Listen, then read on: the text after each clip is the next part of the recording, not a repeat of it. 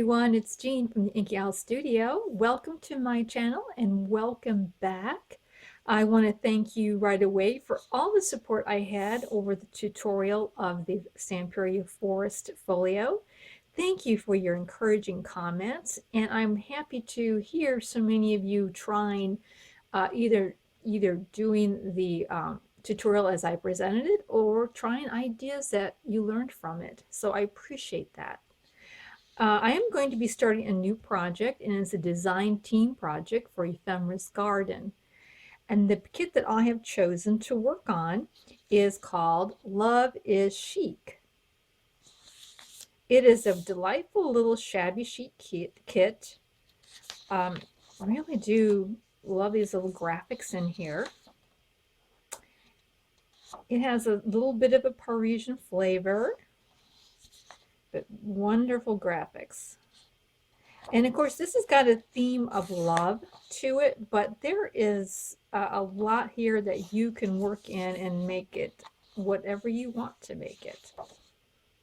Very cute. So these are just the small pages, and they're made to be a 5x7 size journal. Here are a few of the full pages. I don't think that I've printed every available page. There's a few that I have not yet printed, but I'm just kind of giving you a sense. Oh, and this is one of two really lovely collage pages.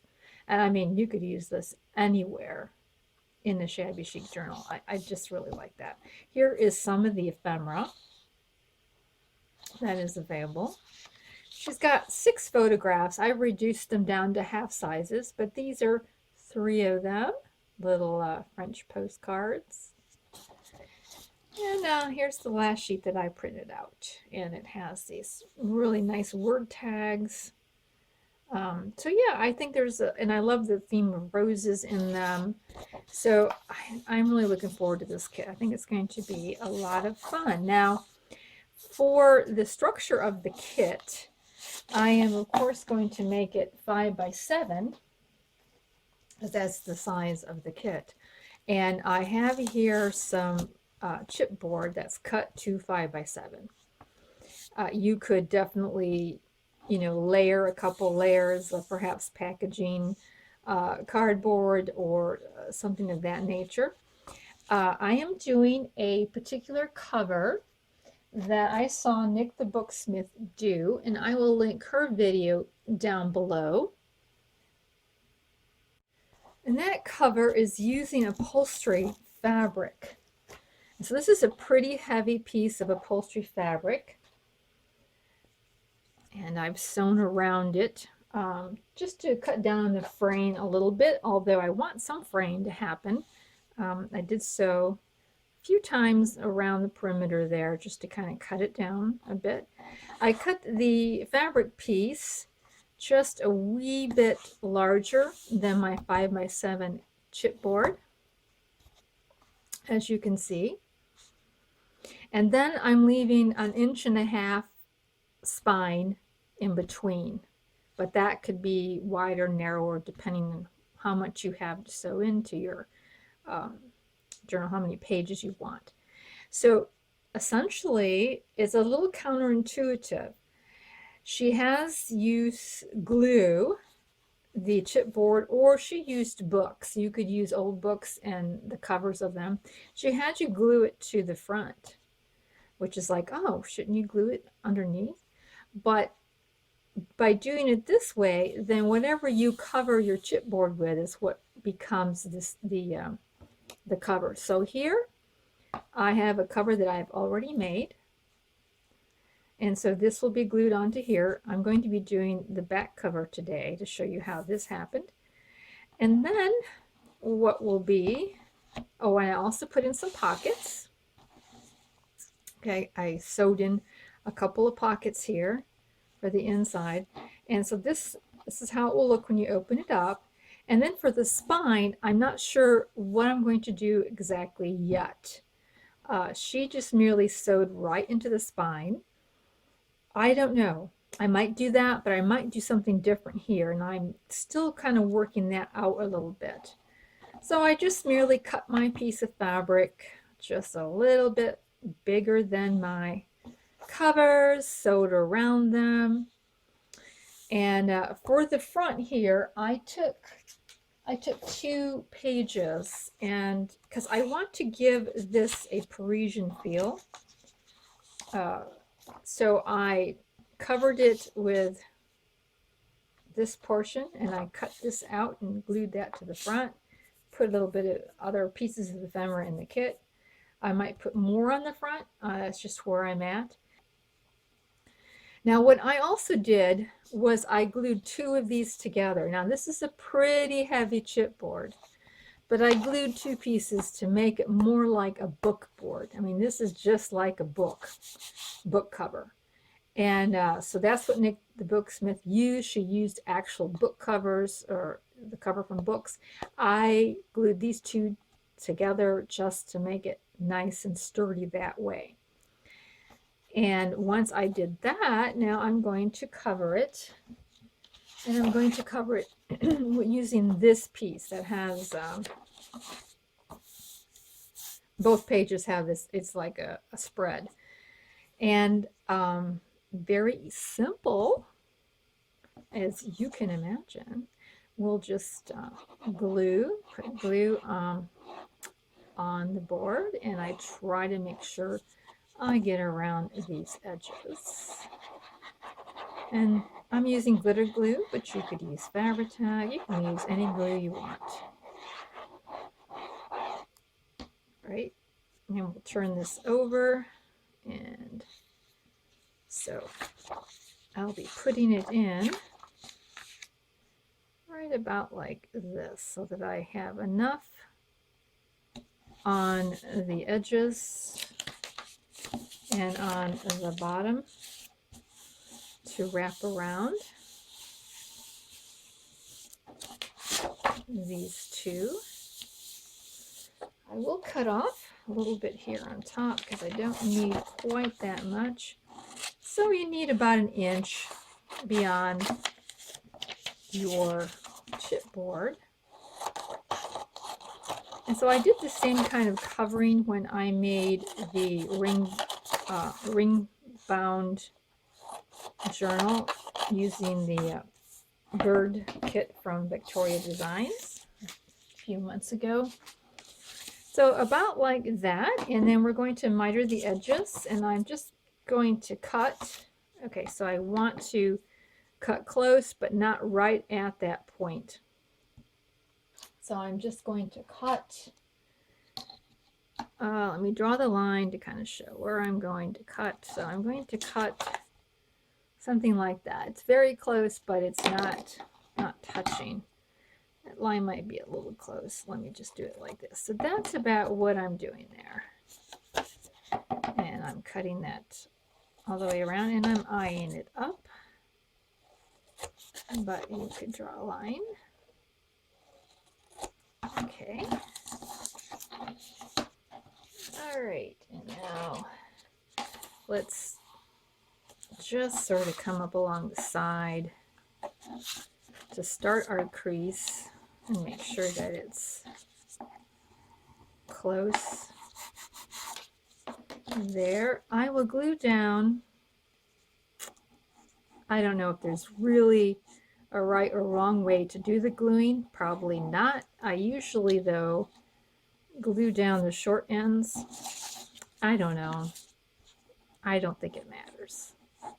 That's my guess. All right, but I do glue opposite ends. I think that is helpful. That part is helpful. And then I kind of come in the corners, and I just kind of encourage the corner to wrap in. And then I glue down my flap right along here. All right. And then as I do, so this here I might have cut too close to the corner, so you can kind of see where it comes together okay, but it doesn't come together quite as well as this one. All right, so that's just to show you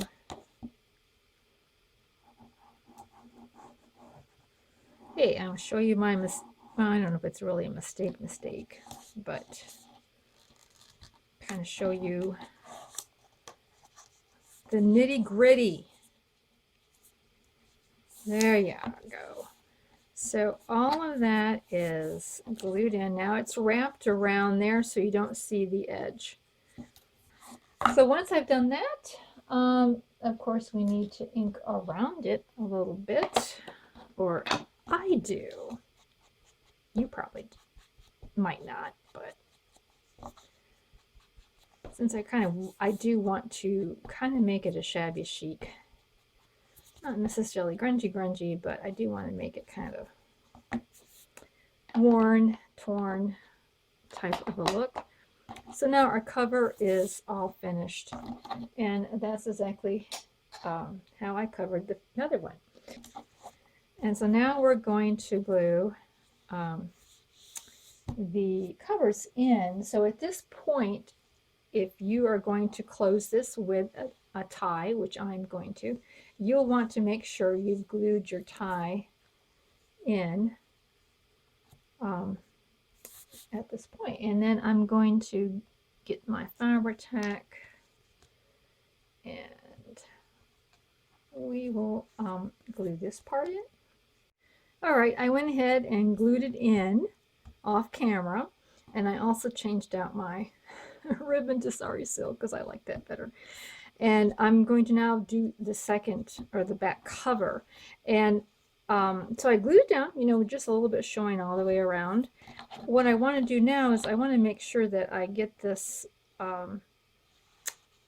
get these two even, as even as I can. So I'm going to put them back to back. I'm going to take my ruler and I'm going to lay it up there, right? Snug it up to the bottom there, all the way from the front to the back. Just snug it right up against there. Don't move the ruler. And we're going to glue the back now. And get glue on that. I know I got mad at my Fabri-Tac because it wasn't coming out, and then I cut the hole so big that now it comes out really juicy. Yeah, I can't seem to win some days, huh? All right, so when I glue Fabri-Tac, because it is shiny, and I hate that quality about it, I don't go right to the very edge. I leave about 1/4 of an inch out so that it oozes. If it oozes, it'll not ooze out quite so much. Of course, that all depends on how heavy it's coming out, you know. If you happen to get the right amount that comes out, you can go closer. But for me, that's what I do. And then I can always go back in with glitter glue if I feel like it's not close enough, and put a little bit more in there. So here is this one ready to put in on this side. So there I can just make sure that I've got the bottom lined up, and I've got my little bit left over on the edge that I want here. And this way I can be fairly certain that they're even, at least. Now the fabric was not cut perfectly, and by the time you stitch around it and such, it does tend to, you know, move and shift a little bit, but that's okay because this is not supposed to be perfect. It can be a little tattered there on the edges. So, and I like to give time for the Fabri-Tac to soak in because the heavier your fabric is, it may take a little bit more time. Okay, so these, the cover and the back is in. Okay. And so it's essentially going to open up like that. And my feeling is if you're going to write in your journal, you may be writing it on this way. I don't know. We'll have to see. Now, I've never had one of these journals before. I was super intrigued with how this looked. Just loved the look of that spine peeking out there. and being able to do a cover. Yeah, it just was a very intriguing thing for me to see. So what I did then, what I'm going to do is I'm going to go back in, and I don't think it's like a deal breaker because Fabri-Tac is pretty strong. I'm going to go back in then and just sort of take my glitter glue, just kind of go along these little edges here. Now, if you feel comfortable with, now there's somebody that said if the Fabri-Tac leaks out and you just let it dry, you can pick it off later. And I have not ever tried that, but you know, it sounds reasonable. Maybe one day I will experiment and try that. But I'm just going to do this, but like I say, it's pretty strong in there, and it's not really going to move or go anyplace. So that's what I'll do with that. Okay, I think that's probably it for today. I'm going to be moving along and working on the inside when I come back, and probably do a few things there. But I just wanted to show you today how to do that little project there.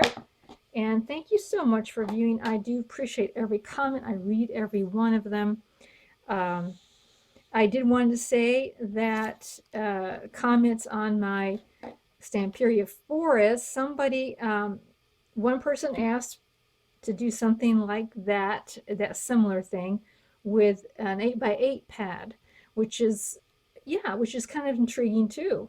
So I'm going to look into that, either using a 6x6 or an 8x8 pad, and kind of seeing about that in the future. I'm also going to be doing a Tim Holtz project after this one. And yeah, so there you go. We will talk to you real soon. Bye.